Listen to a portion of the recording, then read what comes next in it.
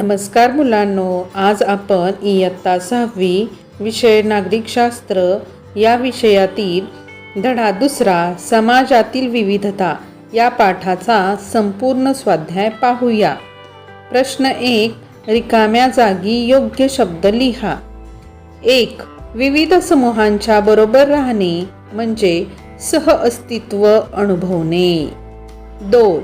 भारत हे जगातील एक महत्त्वाचे धर्मनिरपेक्ष राष्ट्र आहे. 3. सहकार्यामुळे समाजातील परस्परावलंबन अधिक निकोप होते. प्रश्न क्रमांक 2. खालील प्रश्नांची प्रत्येकी एका वाक्यात उत्तरे लिहा. 1. सहकार्य म्हणजे काय?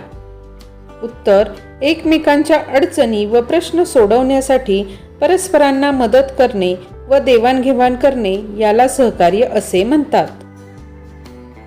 2. धर्मनिरपेक्षतेचे तत्व आपण का स्वीकारले आहे?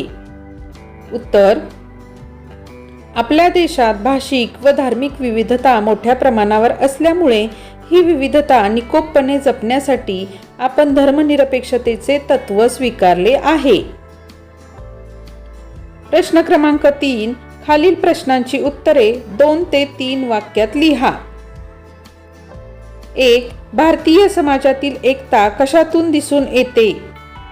उत्तर: 1. भारतीय समाजात अनेकविध जाती, धर्म, भाषा, संस्कृती, चालीरीती व परंपरा आहेत.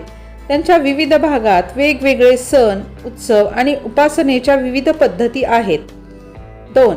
देशातील हे विविध समूह वर्षानुवर्षे एकत्र राहत आलेले आहेत. त्यांच्यात सर्व प्रकारची देवाणघेवाण होते. या सर्व गोष्टींतून भारतीय समाजात एकता निर्माण झालेली आपल्याला दिसून येते. पुढचा प्रश्न 2. समाजात संघर्ष केव्हा निर्माण होतो? उत्तर: समाजामध्ये काही वेळा व्यक्तींमधील मते, विचार आणि दृष्टिकोन जुळले नाही तर संघर्ष निर्माण होऊ शकतात. 2. एकमेकांविषयी असणारे पूर्वग्रह आणि गैरसमज यामुळेही समाजात संघर्ष निर्माण होऊ शकतात.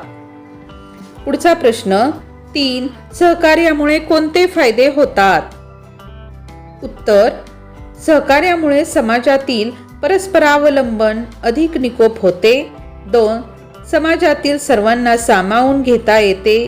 3. परस्परांच्या अडचणी, समस्या सोडवण्यासाठी एकमेकांची मदत होते. 4. दैनंदिन जीवन सुरळीत चालते व सर्वांचाच विकास होण्यास मदत होते. पुढचा प्रश्न पाहूया. 4.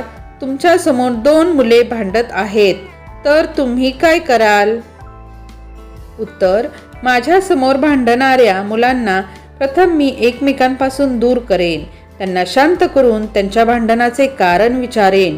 जो चुकीचा वागत असेल त्याला समजावून सांगेन. भांडणाचे कोणते वाईट परिणाम होतात हे त्यांना समजावून सांगण्याचा प्रयत्न करेन. प्रश्न क्रमांक 5. तुम्ही शालेय मंत्रिमंडळात मुख्यमंत्री आहात. तुम्ही कोणकोणती कार्य कराल? उत्तर: शाळेचा मुख्यमंत्री या नात्याने शालेय मंत्रिमंडळ व्यवस्थित कामकाज करत आहे की नाही ते पाहीन. शाळेच्या शिस्तीकडे लक्ष देईन. शाळेमध्ये सर्व उपक्रम व्यवस्थितरित्या पार पाडत आहेत की नाहीत याकडे लक्ष देईन.